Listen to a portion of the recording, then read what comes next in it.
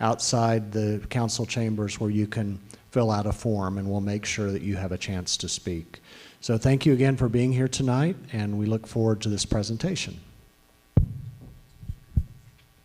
Oh, yes. I always want to do that. I have numerous colleagues here tonight, which I'm excited about. Councilman Faison Nash is here with us tonight. Testing out those pretzels. Councilman Nick Hagan is here with us tonight. And Councilwoman Evelyn Powers is here with us tonight. So I appreciate their time, and tucked back in the corner there next to Evelyn Powers is one of our city attorneys, Laura Carini. So thank you.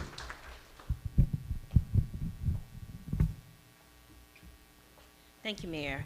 I know Mayor introduced the Budget Committee, but I want to introduce them by name because we really worked very hard to put this budget together. I'll start with Ms. Vernon, Mrs. Lindsay, Mrs. Ferguson, Mr. Stovall, Mr. Roman, Mr. Parker, Ms. O'Brien, Ms. Van Buren, and then I'm going to save the last two for later. Right now, I'd like to turn it over to Ms. Vernon, who is going to go over kind of how our program is going to work tonight, and then I will introduce you to the two individuals that we're going over our budget.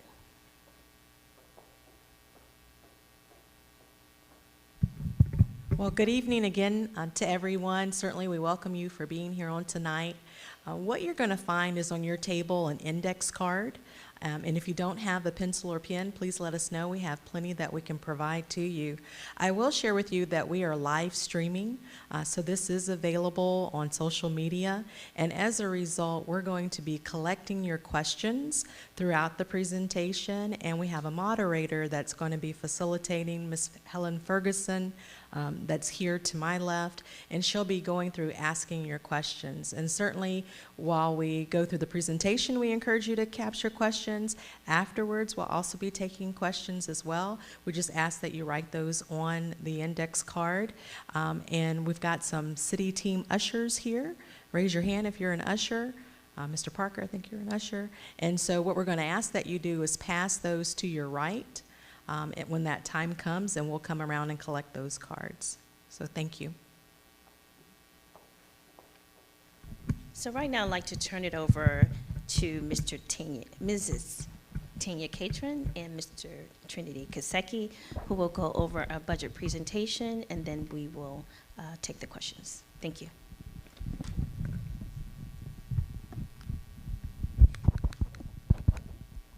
Can you guys hear me? There we go.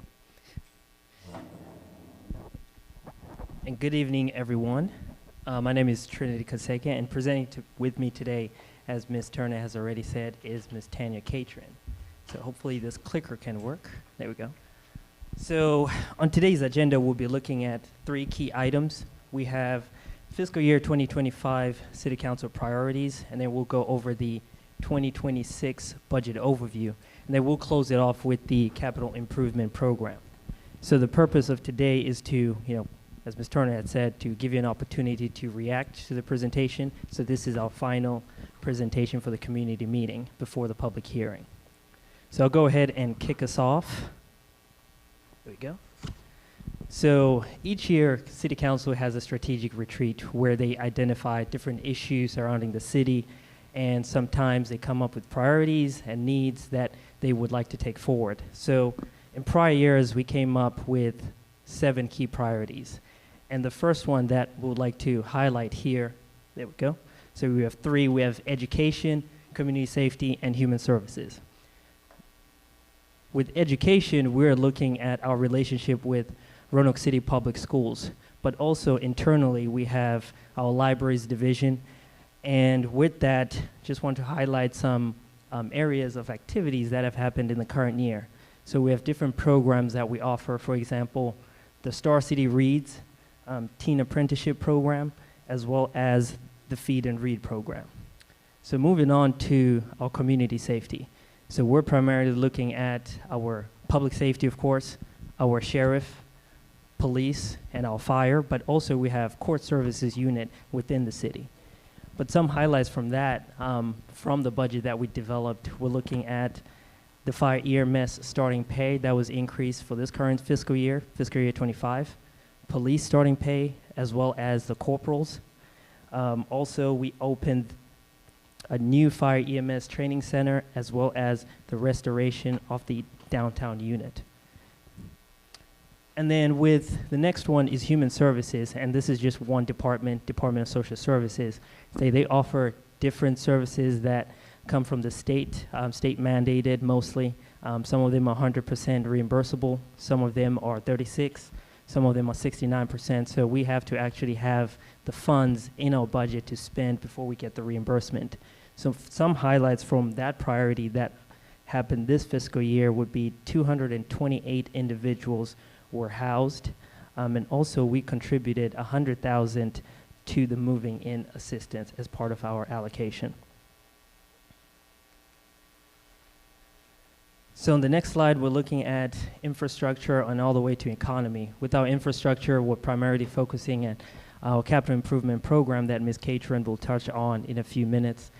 Also our investments in, for example, Wasina Bridge, but also we have our Department of Technology that handles all our technology needs. As you know, we're moving to a more technology-based environment, so we have a lot of contracts that require that. So some highlights from the infrastructure is that we invested $5.7 million to tackle the flood issues through the curb, gutter, and storm drain, and also the development of the adult detention center. And then the next one, we have good government. With good government, I always like to think of that as those departments that sometimes are behind the scenes. Your Commissioner of Revenue, your Treasurer's Office, Human Resources. Some highlights. We have a job fair every year that the Human Resources team handles. So that's one highlight for the good government. But also, we held the Mayor's Summit under that, as well as the grand opening of the Melrose Plaza. In livability, we're looking at more of our outdoor aspect in terms of our parks and recreation, urban forestry, also looking at our athletics, youth development as we offer the after-school program, but also we're looking at our Go Fest. So this year alone, we had 44,000 people attend the Go Fest, and that equated to about $3 million in investment coming into the city because of that event. Additionally, we invested $20,000 into public art. So I think that is really noteworthy through our livability. And lastly, we have economy. So again, current economic climate, we know it's very difficult, but the city is doing all it can. So in fiscal year 25, just 2 weeks ago, we had the Roanoke Saves, where the economic development went out and assisted the community in learning, what is financial planning, how to save, what is good credit, bad credit, just teaching them the basics of what financial planning means. And also, in addition to that, as I mentioned, the $3 million economic impact from GoFest, we had the arrival of Amazon, which was also substantial to creating, the jobs that we have here in the city. So I'll pass it on to Ms. Catron to go ahead and go over the proposed budget for 26, but also look at those revenue aspects. Thank you, Mr. Kaseki, and thank you all for being here tonight. The next few slides, and Trinity, you can go ahead and move forward if you don't mind. We're just going to take a look at the fiscal year 26 budget and the incremental revenues over last year. And essentially what we're saying is, where is that new money coming from, and how do we plan to use that source of money to pay for the additional expenditures in fiscal year 2026. So we do have a balanced budget, and it is $403.7 million with incremental revenue increase of $24.6 million, and we'll talk about what those sources and break down what those additional revenues are in the next slide. And as part of our increase in incremental revenue, we're going to look at a 10% increase to the emergency medical transport fees, or EMS fees. So what you'll see here is the fiscal year 26 balanced budget. The The proposed revenues, as I said before, for 403.7 million equals the proposed expenditures of 403.7 million, which essentially says our revenues coming in will equal our what we plan to spend going out at 403.7 million. The incremental revenue, again, is 24.6 million, and the offset in expense is 9.7 million. You'll see that under the expenditure-based budget line there. Is for our proposed employee compensation package, as well as additional expenditures in fiscal year 27 or 26 over fiscal year 25 of 14.9 million over what we had budgeted to spend in fiscal year 2025.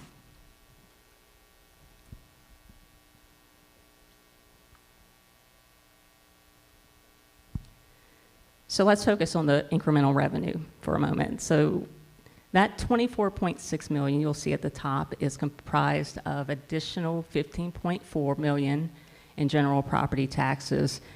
And what that is the real estate tax assessment going up. So that's just the value of the properties. That is not any increase in the tax rate. The tax rate is not being changed for fiscal year 2026.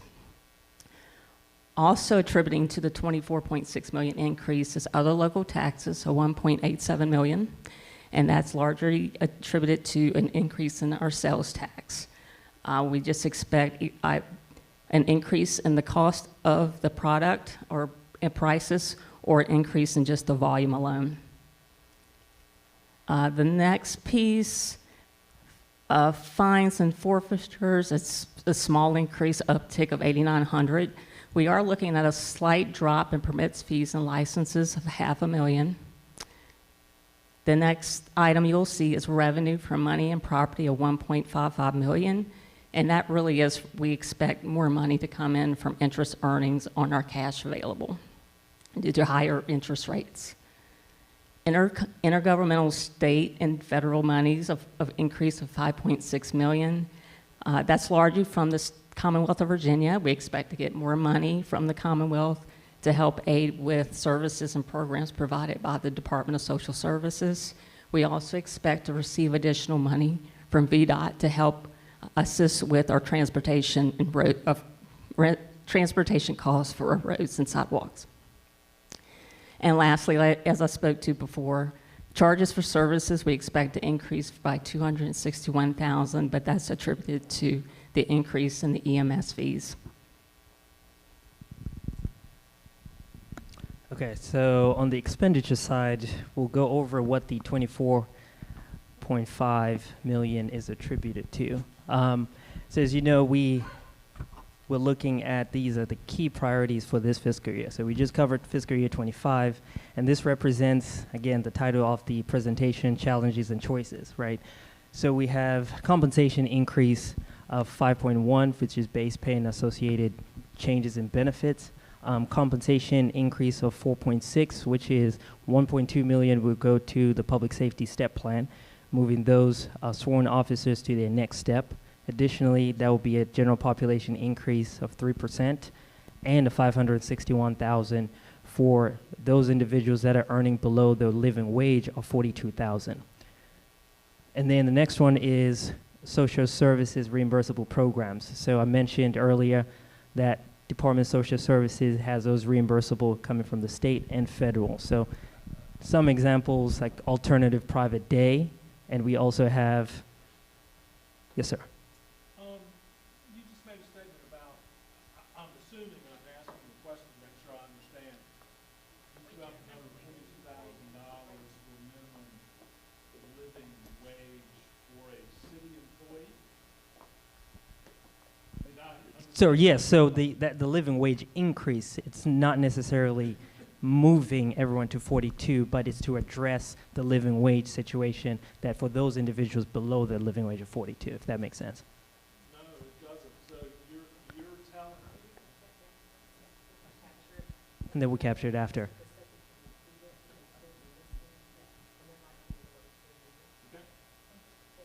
Okay. As I was just saying with the social services and reimbursable programs. Some examples are foster care, right, for adoption. We also have therapeutic foster care and also alternative private day. So those are some of the reimbursable programs that some are 100%, some are at different rates, but also we have to account for that in the expenditure budget. Technology and other contractual increases of 4.2. So that is technology related, but also we have other contractual. City manager has said countless times that we average about 200 to 220 vacancies. So we cannot process everything in-house. So we have to outsource some of those activities. Overtime and temporary wages of about 2.2 million. So that is to address the impact of the overtime that we incurred in fiscal year 24 for about 6.3 million with a budget of 1.8. Again, challenges and choices. We also have a sheriff's medical contract, 2.4 million, as well as other miscellaneous of 900,000. And I think the most important one is that last one over there, the base budget reduction. So from the current budget of 379 million, we're reducing that by 3.5. So I think that speaks volume on what we're trying to achieve with the items listed above. And for the Roanoke City Public Schools, we are proposing level funding of 106.9 million. As you can see on the third bullet point there, the fund balance has grown and the general fund unassigned is about 22.8 and projected to close at about 26.1 in the current fiscal year. Additionally, they have a capital fund assigned fund balance of 26.2 million. So in addition to our expenditures, we have unfunded priorities. So I mentioned the 3.5 million of base budget reduction from the current base. So we're adding that to this list. That brings about 8 million that we're carrying forward to fiscal year 27 that is unfunded. So again, social services, additional request 1.4 that will not be funded. Technology and other contractual, 166,000. Overtime for about 3.1 million. However, we do have a proposal of a meals tax increase. We're proposing 0.5%, which is about $2,022,000 to increase for our operational cost. So if you remember the 8 million number that I talked about of unfunded priorities, so that will go towards that to at least address those certain issues such as your overtime, your temporary wages, as well as your technology and other contractual. But additionally, we're proposing a 1% for deferred maintenance, which Ms. Catron is going to touch upon the capital improvement program.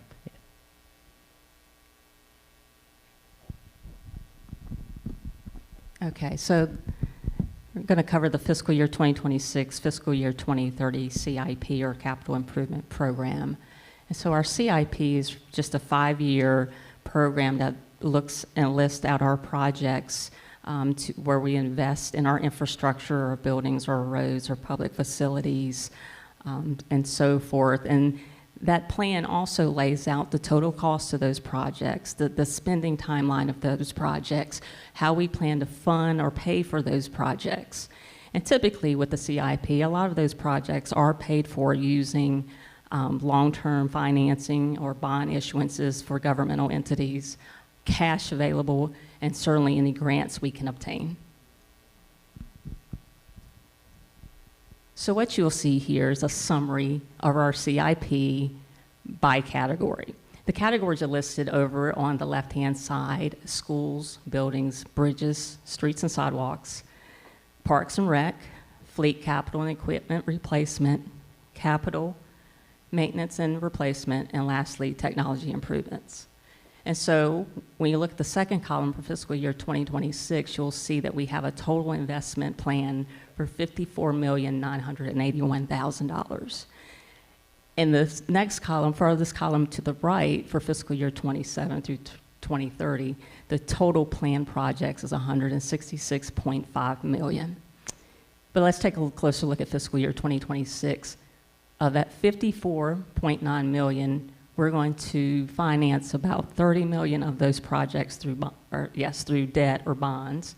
About 8 million will come from available cash or PAYO, and lastly, about 15 million will come from available grants.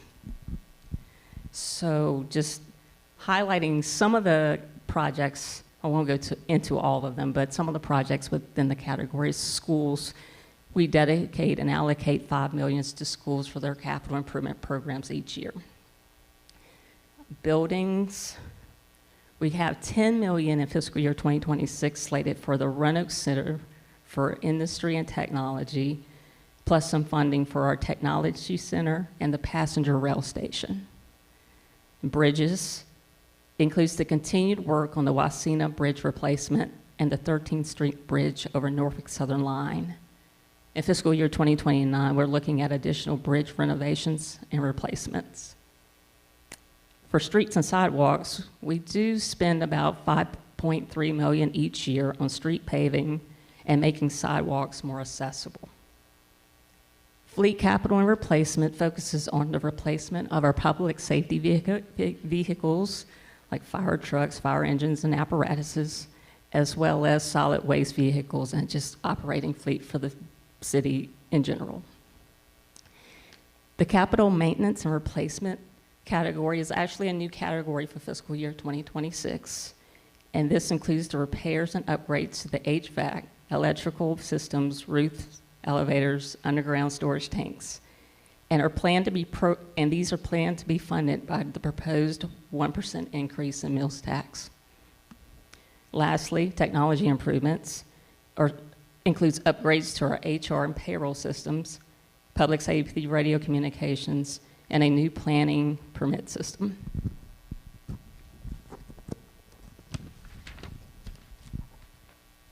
So as we look at just the new projects, those are in addition to, if you look at the fiscal year 25 CIP, these will be the new projects that you would see listed in fiscal year 2026.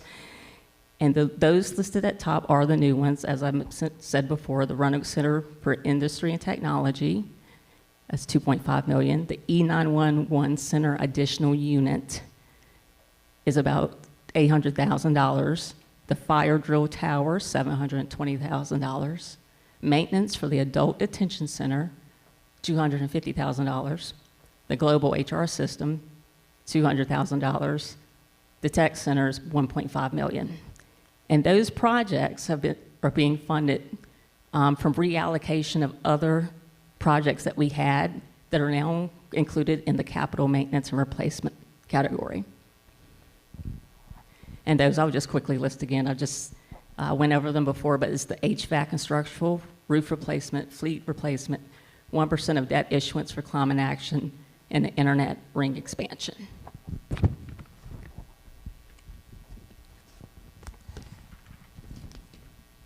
So the budget process includes a lot of milestone dates. Several of them we've already passed, including work sessions to City Council in the February-March timeframe. This, again, listed here is the second of 2 community meetings that we've held with the public to gather input from, again, from the community. The upcoming, as the mayor and city manager mentioned, we have an upcoming public hearing on the proposed budget and tax rates on Monday, the 21st at 7 p.m. We have another budget session on May 5th, and with the scheduled adoption of the budget by City Council on May 12th. And we just want to thank you all for being here. Your questions are greatly appreciated. And at this time, I'm going to pass the mic over to Ms. Ferguson. Thank you.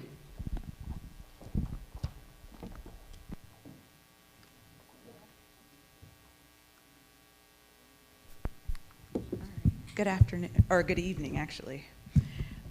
Thank you guys again once for being here. And so I have a few questions. If you have more questions, if you will raise your hand, and we will get somebody to grab those from you. Mr. Kaseki? All right, so our first question, will culling deer be a funded budget item this year? Yes, it will. Oh, yes. So the follow-up question was how much, at what level? I'll have to get back to you on that, but it is definitely funded for this fiscal year. Last year, fiscal year 25 was 40,000, so we'll have to get back to you on that one. In all quadrants of I'll have to get back to you on that one. Yeah. The follow-up question to that was, would it be in all quadrants? Nonprofit funding by the city, how much for 2025 and 2026 is in the budget? So when you say nonprofit, do you mean external agencies? Yes. Okay, so Yes. external agency budget is about 12 million. So we have 464,000 that we're increasing this year for primarily our mandated items like your health department, your Blue Ridge Behavioral Health, your Regional Center for Animal Care, which is RCACP. So those are the main items of that 464 you just saw, but we have a budget of 12 million. So current budget year, funding for nonprofits is how much? It's 12 million split between agreements, sponsorships, dues, and memberships. So that is how it's split out. Next year? Okay, hold on For, one second. for fiscal year 26. If you have follow-up questions, I'm going to ask that you write those down as well, because we really want to make sure the folks at home can hear all the questions. I just want to state that the 12 million is all, not for all, just nonprofit Right. funding. A lot of that is for contractual agreements and regional organizations that we're members of. My question specifically is for nonprofits, period, whether it's Bradley Free Clinic, HIT, Okay. the city supports We X d- nonprofit. Yeah, we don't have those numbers for you tonight, but we'll write that down, and we'll have that on our website. Okay. Oh, go ahead. Okay. Questions there? Why does the city support nonprofits, and who determines the funding? Right.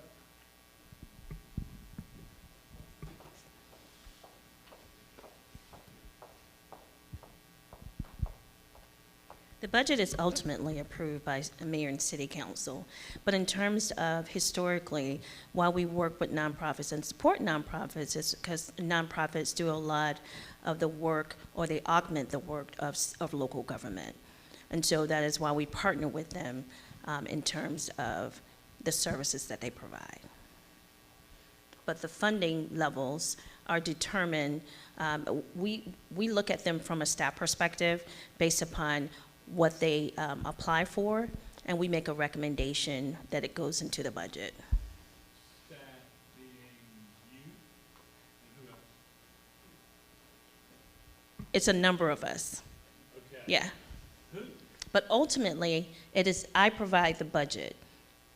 I submit the budget, I'm responsible for the budget that is submitted to council.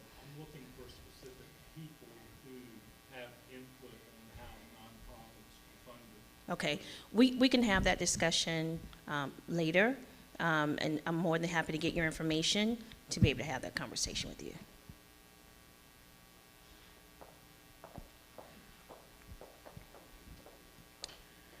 This says salary increases provided to all council members in 2024. Is there a way to return those increases to the general budget? Correct. And council? I'm gonna put you a chair right here. We just put you there. So again, the budget is presented to City Council. City Council has the authority to make any changes to the budget. So that would be something that council will need to decide on. That is not a recommendation that I have made to council, but they certainly, ultimately, they can make that determination.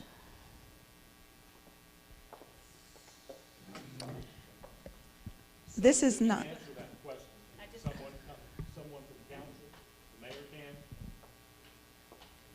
So they approve the budget, make changes in the budget as a body, not individually. So I need to speak to the entire council to get my answer to that question. I just answered your question in terms of, I provided the budget. The budget was submitted to council. We are in budget discussions now relative to the budget.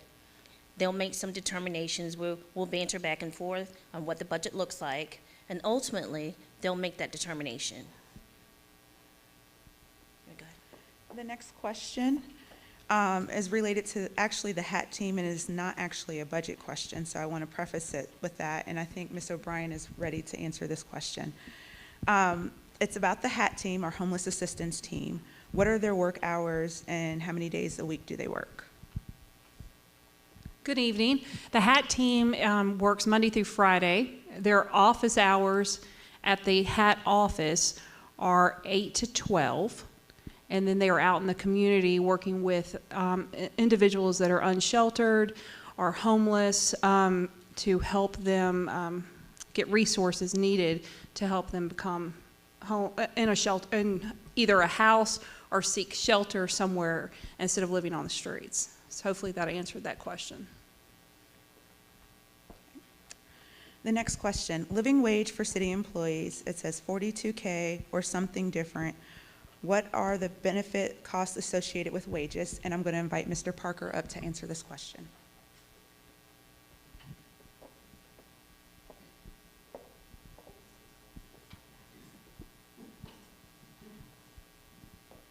Okay. As far as the benefit costs that go associated with wages, usually what we plug into the budget is 32%. Correct me if I'm wrong, Trinity, 31 or 32? Okay. And that's additional to the base salaries for each employee. So this gentleman talked about living wage for city employees. I'm just trying to understand how my tax money is spent. I understand that. A living wage that we're talking about, though, that we're plugging in, is we're looking for a way to take and get some of our employees, based on the cost of living in this city, up to a certain point. So that's the goal that we're referring to. Okay, let me ask the question differently. What's the average salary for one city employee? Average salary is probably about $53,000, $54,000. Thank you. Okay. All right, and I'm going to ask if you have any other questions and we haven't collected them, if you'll raise your cards up so that someone can collect your questions. Are there any more? Okay. How much is the current meal tax? Ms. Catron? It's 5.5%. Say that one more time. I'm sorry, 5.5%. Thank you. All right. Are there any other questions? Okay, so what we're going to do is if you have a question, oh, thank you for writing it down. Thank you.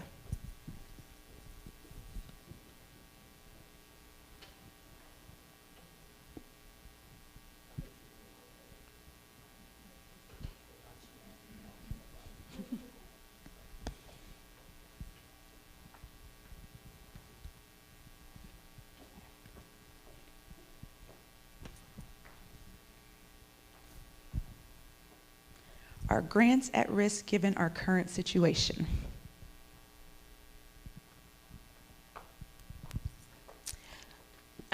We believe that our grants could be at risk. Right now, we are not sure. Our budget does not take into consideration any grant dollar loss because we have not been notified officially of any type of loss. But it is a real concern that we have, and so we are hopeful and prayerful that we don't lose grant funds.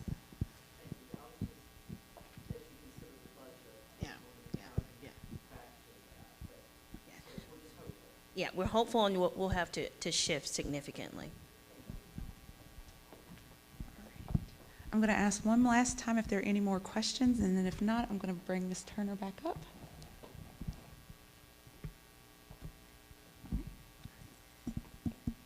No other questions. So you do have one question? Okay. So I wanted first thank you for coming out. You know, this is something that we endeavored to do because we really wanted to hear from the public relative to the budget as we continue the budget process. We still, like I said, we have quite a few meetings left. We have a public hearing. I know we keep saying this over and over. We have a public hearing on Monday. We have a budget work session on the 5th. And ultimately, hopefully, we adopt the budget on May 12th. So again, thank you for coming out. We still have refreshments back there if you choose to. And again, if you have any questions, feel free to reach out to us. Thank you.